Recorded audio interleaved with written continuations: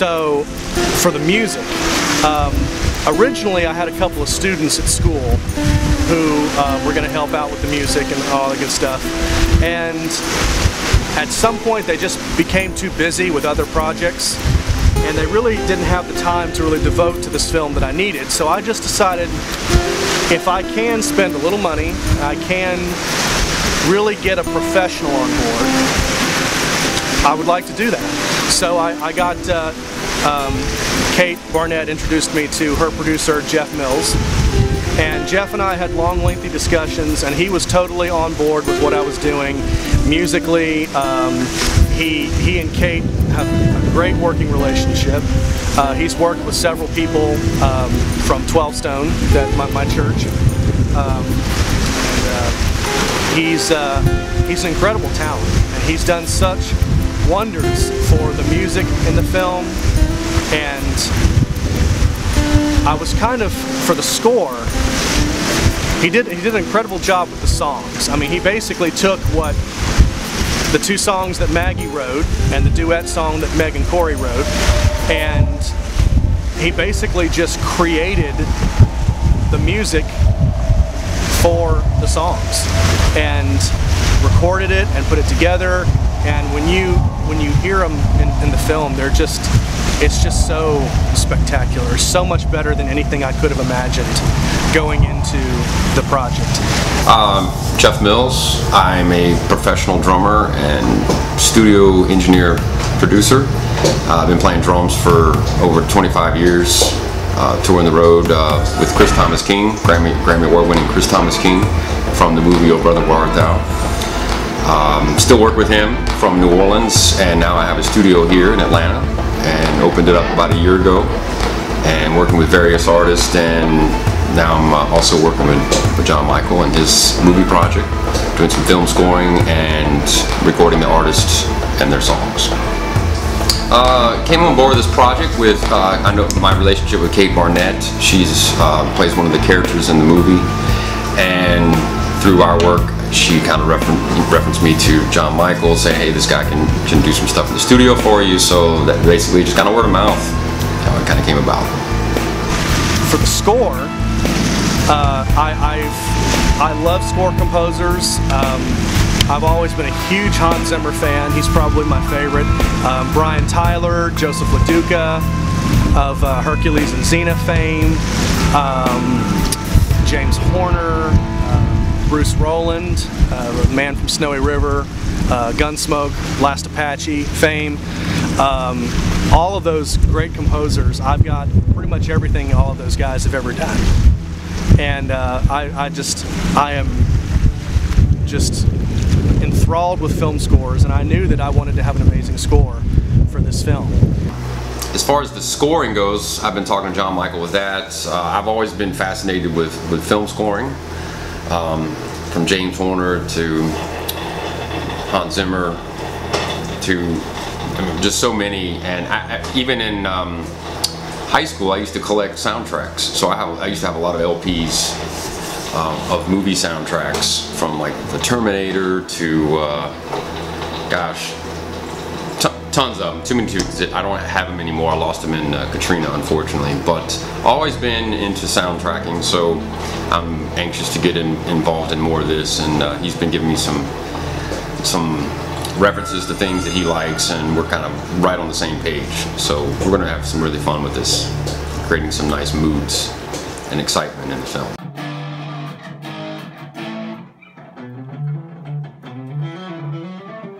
Scoring session day one.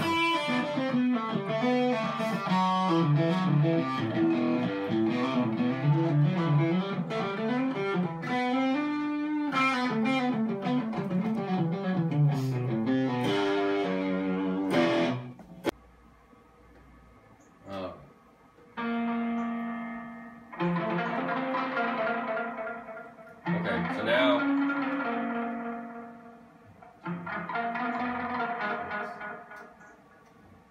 yeah, after the fourth one, it'll go right to double time. It'll speed up, and then also do double. Right, do it every bar. Cool. 2. There you go. Ready, and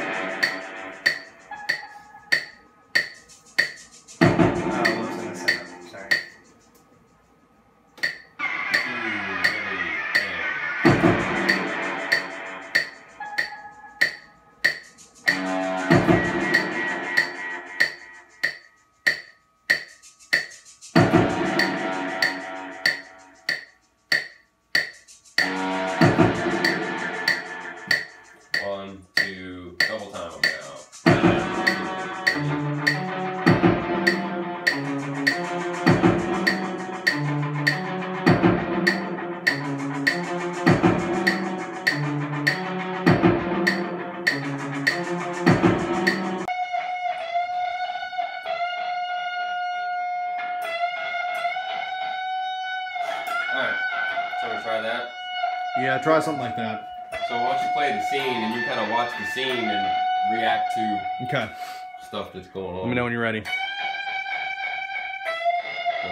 second.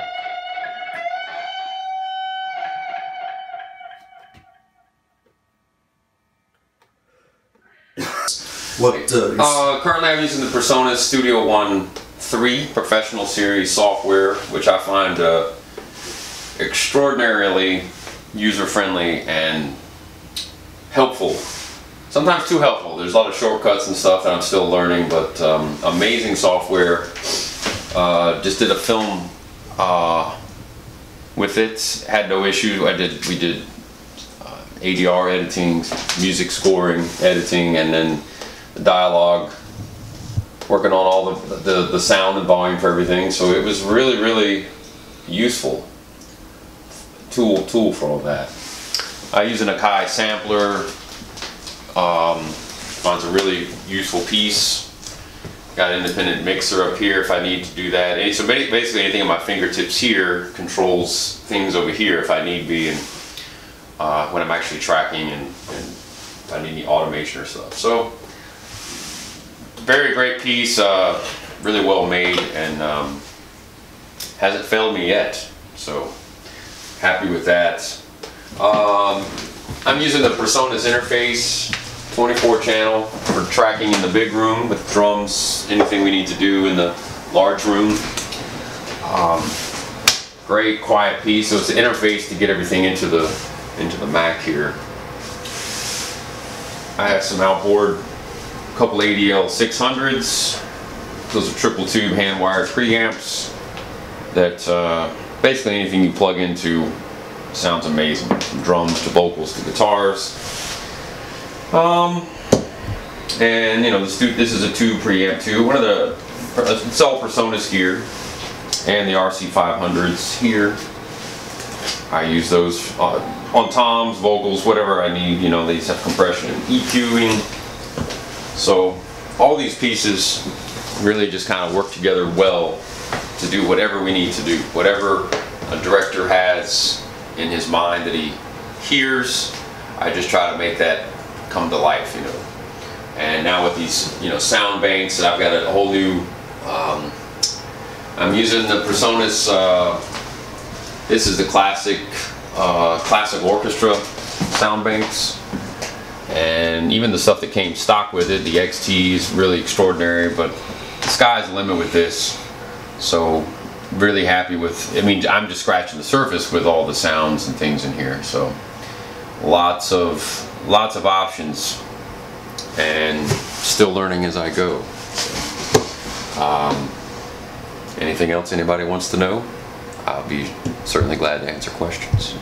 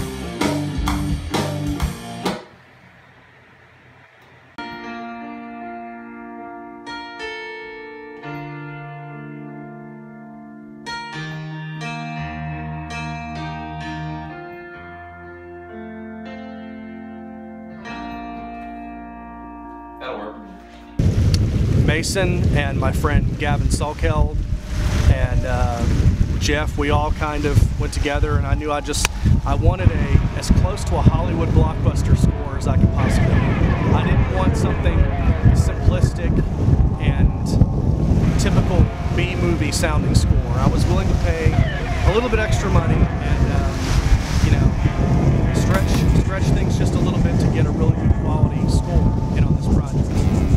And hopefully that's what happened. I hope that you know, people will listen to this and be like, wow, this is incredible. And so I really owe a lot to Jeff and our songwriter, Klaus Jumbor, who wrote 2 of the songs, one that Tristan performed, Scotty performs, and the other that Darby performs. And great songs, and I'm very thankful to Jeff for recreating that entire song, 500 Miles, and recording all of the vocals and everything for us, and just really giving the film the heart and soul, because the music was really the heart and soul of this film. And I'm just very thankful to have Jeff on board, and Mason and Gavin, and I really look forward to having a long collaboration with all of them. They're just incredibly amazing and talented people. I'm very overwhelmed. It's humbling to be in the presence of such great talent. It really is. I don't know everybody really personally, just from a working relationship. We've had about 4 or 5 of them come in the studio to record their songs, and they sound great. Everybody's been really professional. Right on. We've basically met deadlines for everything, so that means we come in, done what we needed to do in that time frame, and everybody performed top notch. So everybody's been really top notch professional people to work with. You want coffee? Oh, thanks. Appreciate it. Now I can become human again. Yeah, every piece of candy I ate. It's got all those lyrics and everything. Yeah.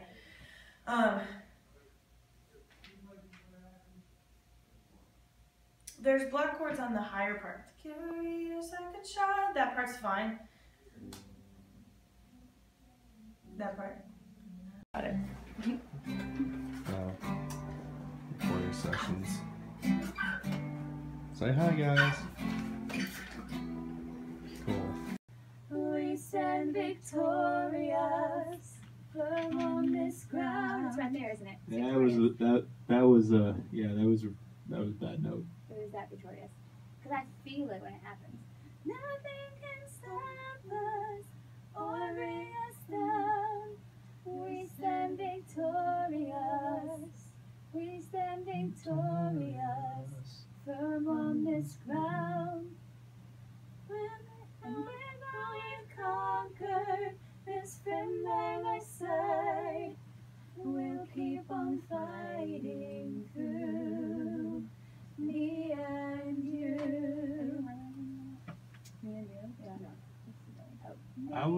Gavin Salkeld is one of the first film composers, professional film composers that I ever met. And I remember listening to a lot of his scores that he did for indie films. And I was just so impressed with just the level of professionality and real ability. And I knew that the very first chance that I could afford him, and I had a good quality project to offer him, that I wanted his name on my film. I've been writing film music for about 9 years now. I kind of dabbled with it as a teenager. We'd made a short film called The Disc, and we needed some original music for it. And we had some very, very basic loop-based music making software called Beat 2000, which I'm sure nobody remembers. And we cobbled together a score for that film, my friends and I. And it worked, but it wasn't perfect. I'd always had an interest in making music, having worked on The Disc. Around about the same time I was working on The Disc, I was making dance music with a piece of software called Dance EJ. But filmmaking was what I really wanted to be involved in, and for a number of years that is what I did. And then I ran out of actors because I was just using my friends and my younger brother Paul. And the music had always been in the back of my mind, and in 2008 I was lucky to work with Scream Kings, who make horror movies, and I wrote a lot of horror music for them on and off for the next 2 or 3 years. And then word of mouth spread, I guess, and I was then hired by others to work on their films, and thankfully they weren't all horror films, because it can get a bit tedious writing horror music day in, day out. So I've been lucky enough to work on a lot of various kinds of films from with filmmakers all around the world. We've worked together before. He's edited together for me a couple of short films that I've done in the past, but this was his real first time laying down his talents on my film, and it's great to have him a part of it, and I hope that this really helps launch him into the big time in his career, because he's a very talented composer and he has a real ear for music. He has a real he has a good sense of storytelling musically, and that's so important for a director, especially when the music of the film needs to be coherent with the other music in the film, the songs in the film. You know, you don't want to have, for this kind of contemporary piece, at least in my opinion, for what it's worth, you don't want to have a great bridge musically, stylistically, between the songs and the score. You want to have them kind of stylistically relatively the same, so it flows together like one whole story. So you don't kind of feel like you have all these like heavy rock country songs and then you have this purely orchestral score. I wanted to kind of bring it in and kind of put it together as one big musical piece, and everything kind of has something to do with the other, running themes throughout the film. And even if we didn't write a song based on any one of the themes in the score, stylistically they're very much the same, and that's really what I wanted to go for in this film. In terms of inspiration, it's probably fair to say that John Barry is a big influence on me, particularly his work on the James Bond scores. I fell in love with them as a child, and I still love them now. And I don't try to emulate him, but his manner, his tone, his style of film music speaks to me more than anybody else's. So if I'm working on a film, I try to keep him in the back of my mind, really, just to get a feel for how he could read a film, and how his music just, it never was intrusive. It was just, it would blend into the world of whatever film he was working on so well, and I try to keep that in the back of my mind when I'm working on anything. The first music that I wrote for Song for the Wounded was actually a bunch of, I guess you could call them theme suites, where I was just trying to get a feel for instrumentation, sounds, the tone of music that I thought the film would need. I haven't actually seen the film as a whole, and because I was only writing additional music, I needed something to hang my hat on, as it were, so I spoke to John and asked him what the overall key elements that were happening in the scenes that I would be writing music for, and he outlined those. But I wrote the theme suites without having seen a frame of the film, and let John hear them, and to my surprise he was very happy with them. I might have been well off. Oh, that's the wrong phrase. I might have been way off with what I was writing, but even though I hadn't seen the film, he could already see how some of the ideas that I'd written in these theme suites would work when the score would be written to picture. With regards to the theme for the sisters, it had to be something unintrusive. With these little small intimate moments, you have to let the performances and the dialogue do most of the work. So anything I was going to write for that had to be quite subdued. It had to be underscore, really. It had to almost take a back seat to what we were watching. So I kept it really, really simple. Strings, piano, a touch of choir. Not too much though, because again that can be a little bit overpowering. So yeah, the plan with that was, the idea with that was just to keep it really, really simple. Perhaps the biggest contribution I made out of my small little part of the film that I worked on was the Nashville Idol night. And it was unusual for me in that it was a style of music that I'm not used to writing. It was quite triumphant, I guess you could say. At least that's what I was aiming for. It's quite big, it's quite bold, it's quite bombastic, and it's a hybrid of many different styles of music. It's got some ambient guitar in there, heavy metal, rock drums, electronics. It's got some ambience in there as well. It's quite a hybrid of styles, hip hop. So I wasn't really sure if it would work, but I did a number of mixes and John was very happy with it. In fact, I think it's probably his favourite bit of score from all the bits that I did anyway. He has said as much to me since I've completed it, which is very good to know. But yes, it was the way I looked at the cue was it could almost be source music. It could almost be the theme music for Nashville Idol. But it was a piece of score, so it had to work as a cue.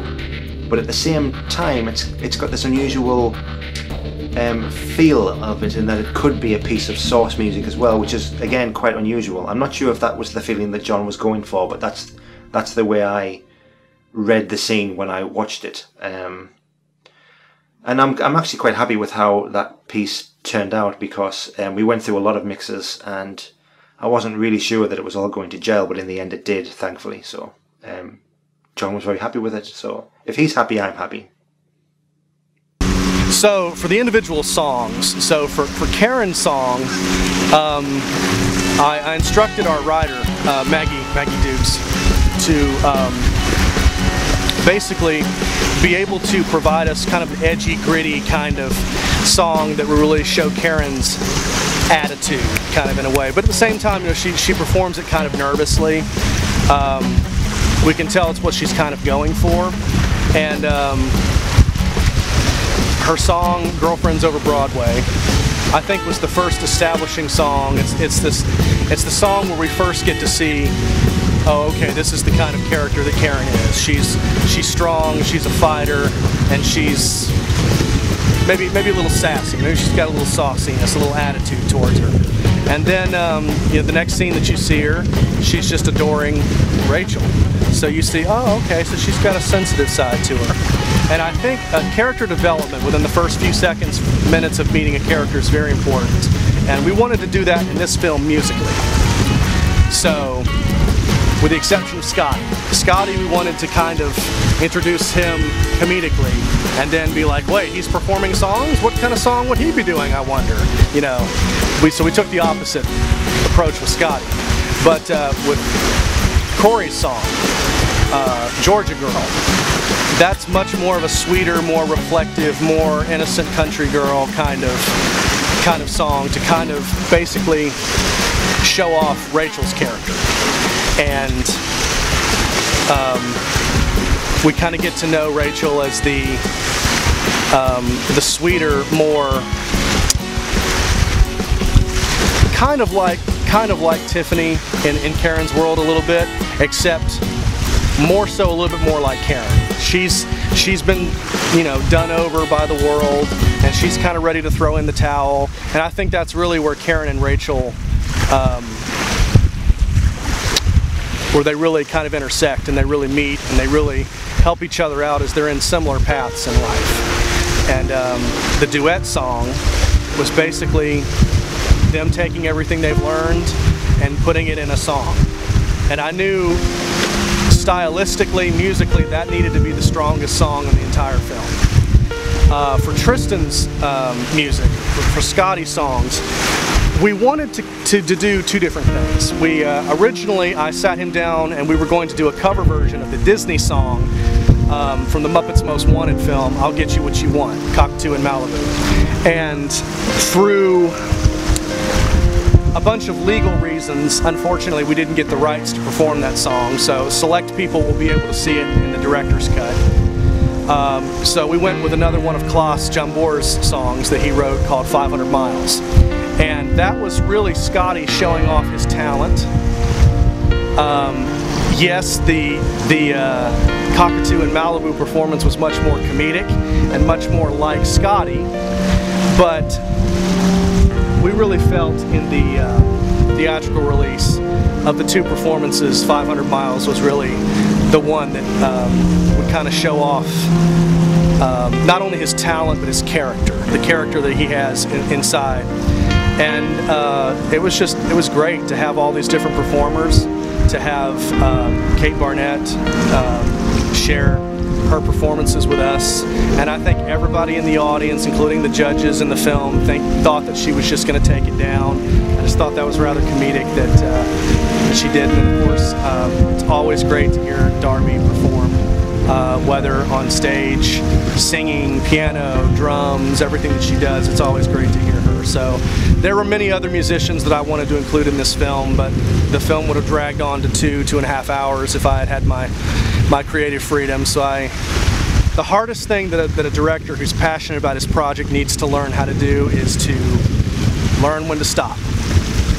And a lot of filmmakers, in my opinion, just don't understand that concept. I mean, look at all the Hollywood films that we have going on with all these sequels that just continuously drag on and on and on forever, and you just know one of these days one of the sequels is going to bomb.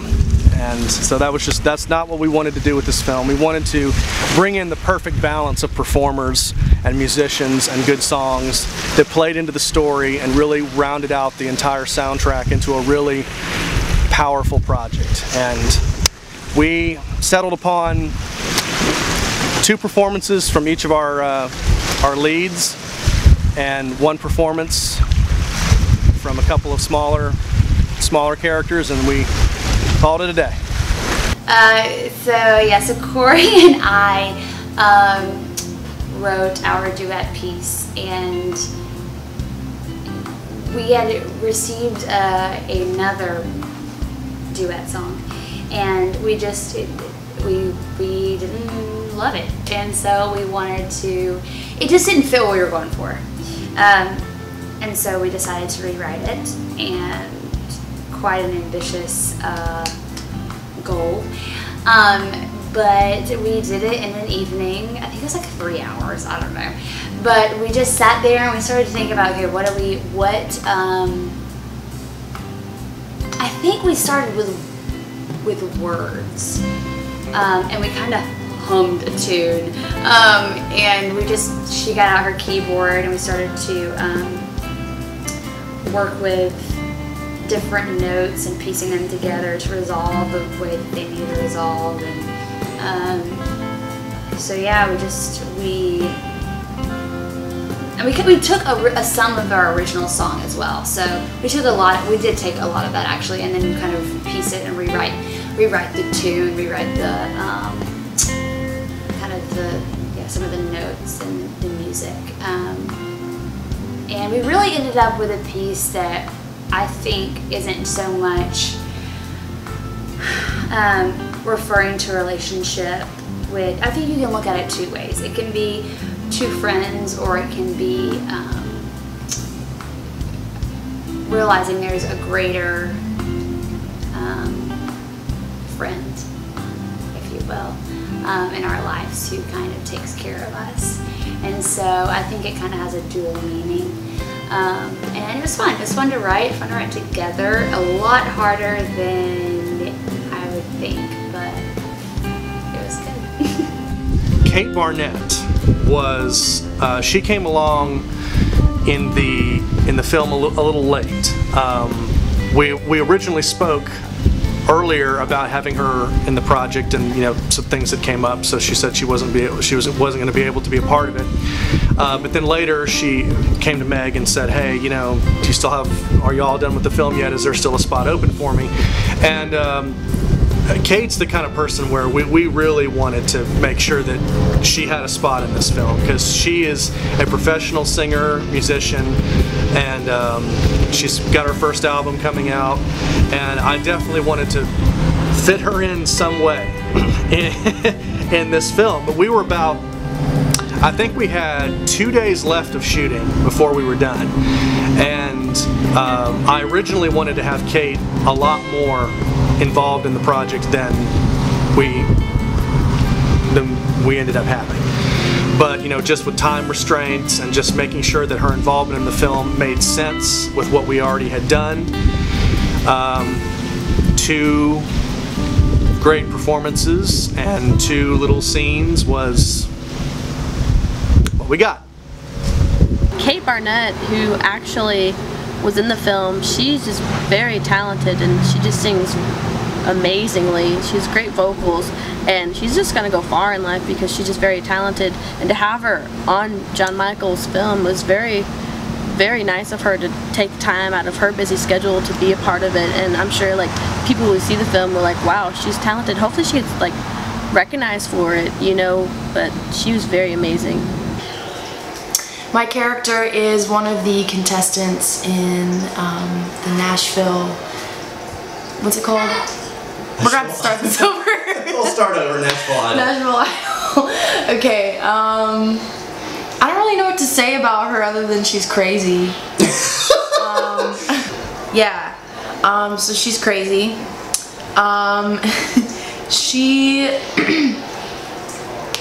Well, I would like to say that she's talented, but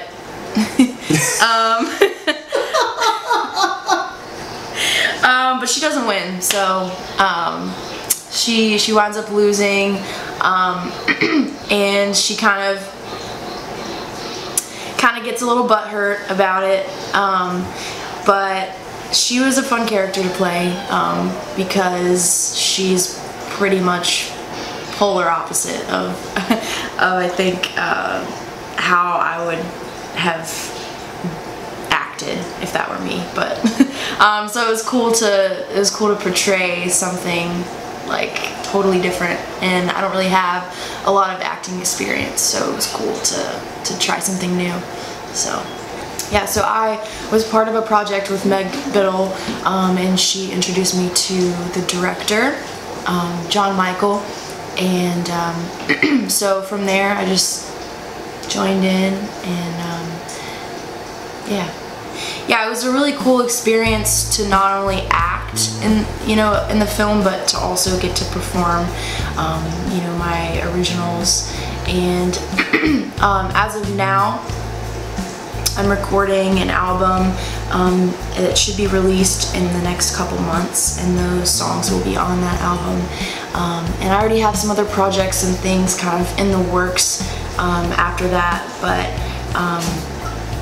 I mean, I'm just always creating music, so yeah, that's what I'm doing. No, when John Michael asked me to perform 2 original songs in the film, I was really excited. 2 of those songs will be on my upcoming album, and so it was cool to be able to kind of showcase those in a film, and it was kind of cool the way that it was set up too, because John Michael wanted, songs that were super awesome, and kind of wanted to, paint this picture that those songs would win in the film. But there was a cool little plot twist where that totally didn't happen. So it was cool. It was a fun thing to be a part of. Great people, and just overall a really cool experience. So stay tuned for my album that's coming out. if you enjoyed the songs on the film. Kate's a fantastic songwriter. Yeah, she's a fantastic songwriter, and I just got into engineering and producing about a year ago.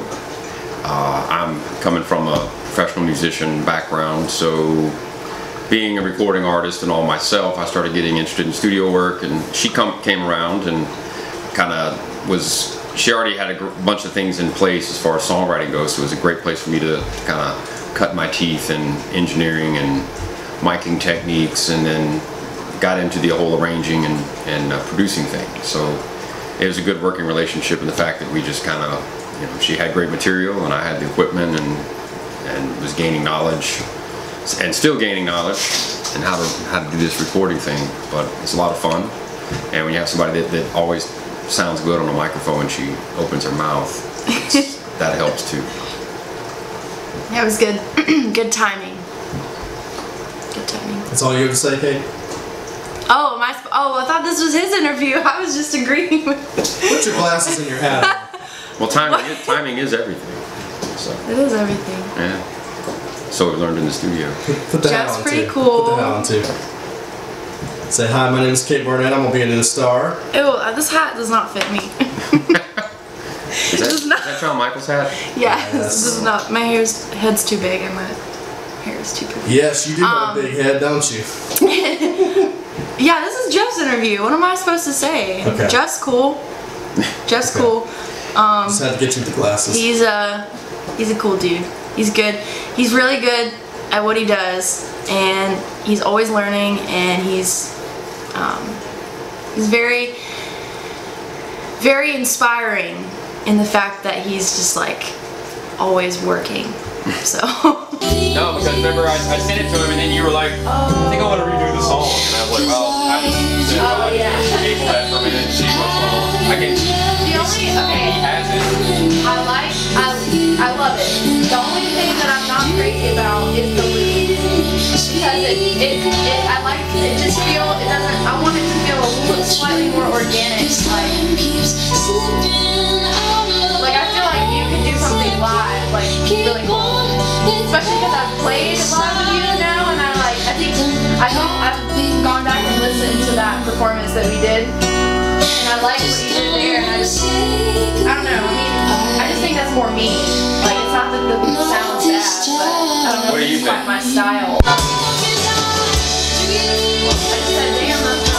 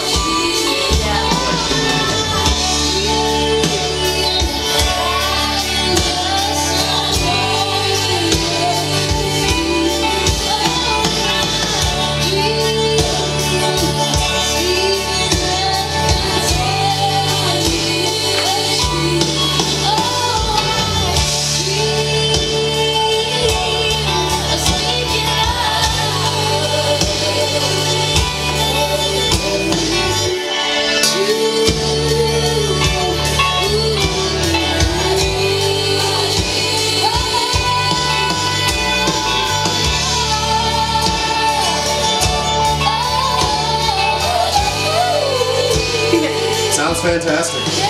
I love it. Thanks.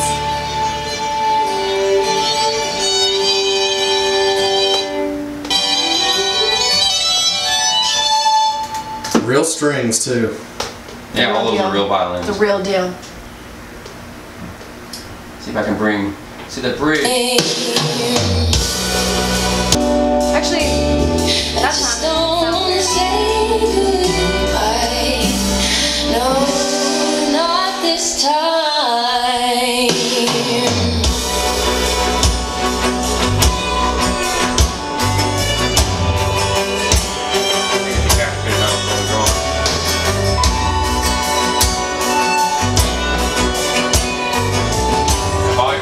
What do you have on the violin? The da da da da. What do you have on that?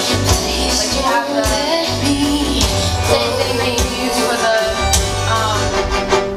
It's got EQ and compression.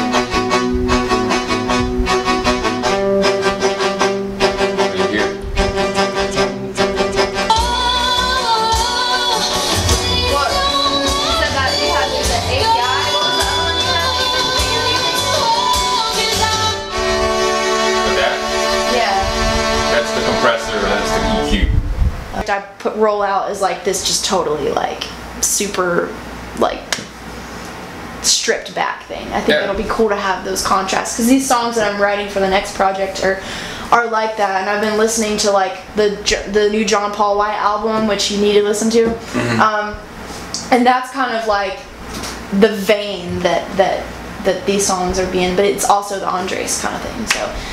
So I think it'll be like a cool contrast to have that. And can I give you a suggestion? What's up? So this was something that I was going to plan to do when I wanted to originally go into music. I decided not. I was going to go mainly into film. I was going to come out with an album called Timeline.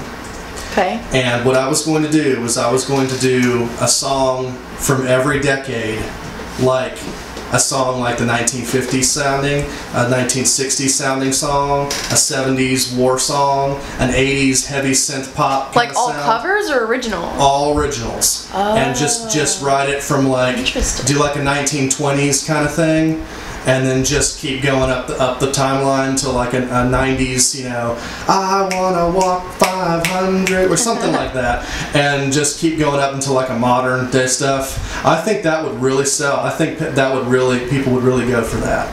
Because I think it's a cool concept. I think you should try that. I'm going to give you that idea since I've abandoned it, and I'm going into the movie industry and not the music industry, because I'm just not good enough.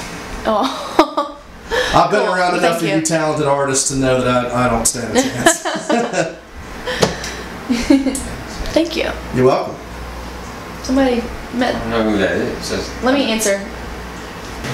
Jeff, is there any acoustic guitar in there at all that you can mute for the film version? Mute everything else except for the guitar?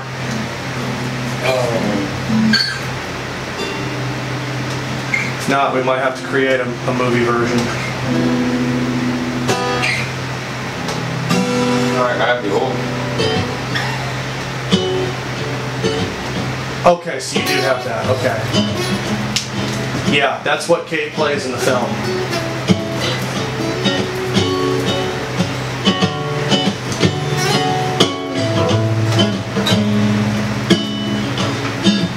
Yeah. For the film version, if we could just get the guitar and her vocals, that'd be awesome.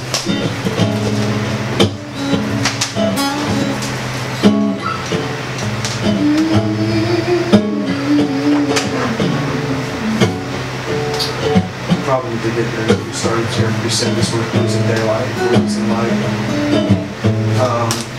Probably bring those lights in, give you a little more light on your face and stuff like that. That would work. Yeah, did that dude never call you about the lights for today? They're right there. There. No, that's my lights. Oh, that's his lights. He texted me, but he said he didn't have what I needed. Oh.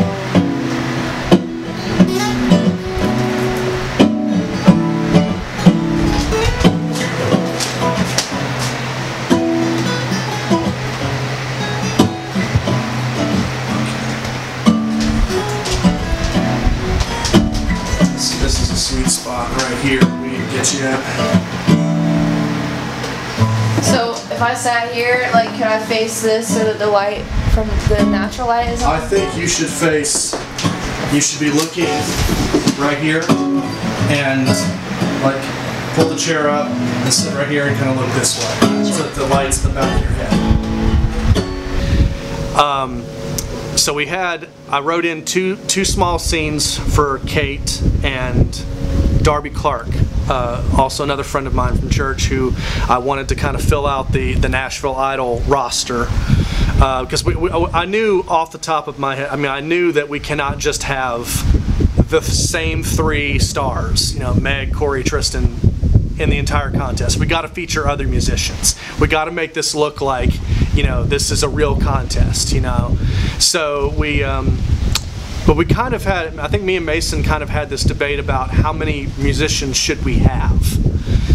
And he was for fewer, I was for more. Originally I was going to go up there and do a little joke thing, and Mason was going to make fun of me, but that idea kind of got scratched as we continuously got more and more and more time. We're talking 70, 80, 90 minutes, and then maybe a little further. We finally just agreed on two extra musicians and performances by them, and then that would be the end of it. That would round out our little. So Scotty, and I wrote him as the kind of central figure for all of the talent. You know, everybody in this picture, everybody in this little circle of talent, Scotty is the man. So I figured out a way to work Darby and Kate's characters into a way that would kind of make sense for the film and add a little bit more comic relief. So you have Darby's character, who is just totally like, "Oh, Scotty," you know, just completely engulfed in him and just thinks the absolute world of him. You know, it's, you know, your biggest fan, Scotty, and then you've got Kate's character, Scarlett, who is just like, "Yeah, okay, buddy, you got to prove yourself to me," and all that kind of stuff. And we set up a nice little joke in the end that we got to kind of create a little subplot for Scarlett's character for one last little bit of comic relief in the film, and I thought it was great. It was a great way to work them into the project and round out the 90-minute time limit that we needed to get to.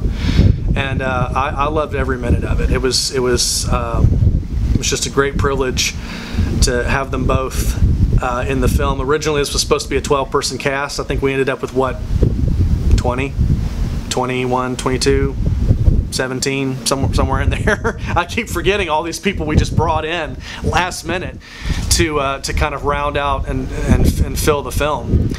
But I mean, Kate's two songs were just phenomenal, and I knew in the beginning of doing this that I wanted to release a soundtrack, and you know, it's going to be completely original songs.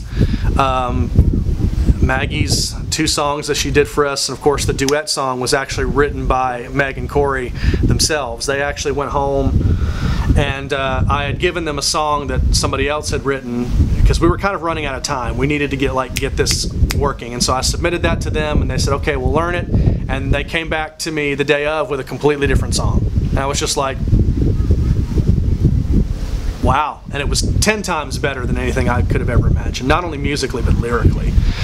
And I was just so proud of it, and so proud of them in doing that. And I totally give actors the freedom to find their own characters and to you know, find their own voice. I mean, yes, I feel like as a director I need to give them direction, you know, as far as the bigger portion of the story, but their individual characters, their individual, how they see themselves, I leave that up to them, because they know their own characters better than anybody else does.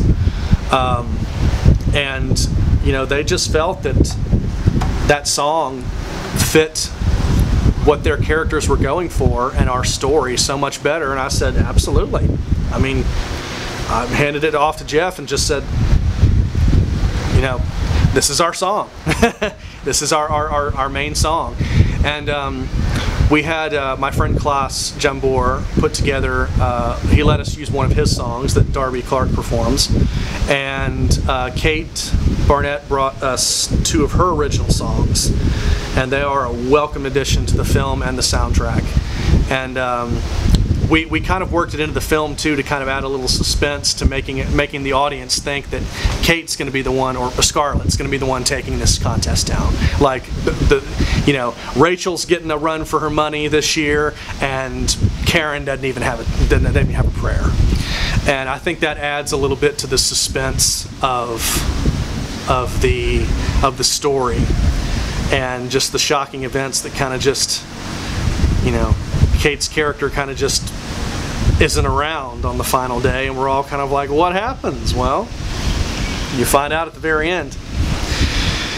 So my character is not impressed with Scotty. She's just kind of thinks that she is all that, and that she, you know, she has a high, what's the word? I'm not really good at explaining this stuff.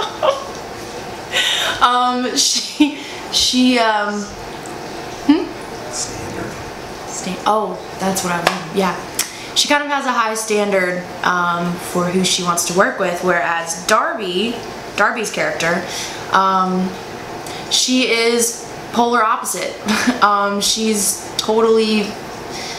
She like fangirls over him, and she's kind of like totally googly-eyed over him and working with him. So that contrast is really, it's really cool, and it's funny. It's very, very comedic. So as far as the future, the only thing that I really know is that I want to keep creating music, and I want to inspire other people, whether that be through my music or through maybe other films. I've never really wanted or thought that I would pursue acting, but like I said, it was a really cool experience. But I know for me that music is definitely where my heart is, and so as long as I can, you know, make records and sell them, that's the goal.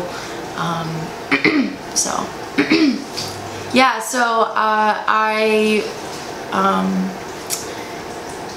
pursued music in Nashville for a little while, and then after coming back to Atlanta, which is where I'm from, I met Jeff, and we just immediately kind of had a connection musically, and so we immediately started recording this album, and so it's been fun to work with him, and also also John Michael is pretty cool too. I'm really bad at this. I know I'm not like really doing very well. These songs, a lot of the songs that I write are honestly just ways of kind of coping with life, and just also expressing my emotions, because sometimes I have a difficult time doing that, obviously by just talking. So with music, it's something that I can really like spend time fully expressing how I feel, and I can put a lot of thought into it, and not just you know, lyrically, but musically. I can actually create an emotion that I'm wanting to feel, and so I think that's cool, and I think it's pretty powerful. So as far as the two songs that were in the film, those are both inspired by, you know, obviously a love interest at some point in time, but sometimes it, you know, it's not all about that. Sometimes it's like, you know, it just starts off with that idea, and then it, you know, I just kind of build stories around that. So I love storytelling in my songwriting. So yeah. So make sure you go to iTunes, Apple Music, Spotify, all those places, and look for my album. It's coming out soon. And also listen to the Song for a Wounded soundtrack. Both of the songs that are on my album will also be featured on there as well. So.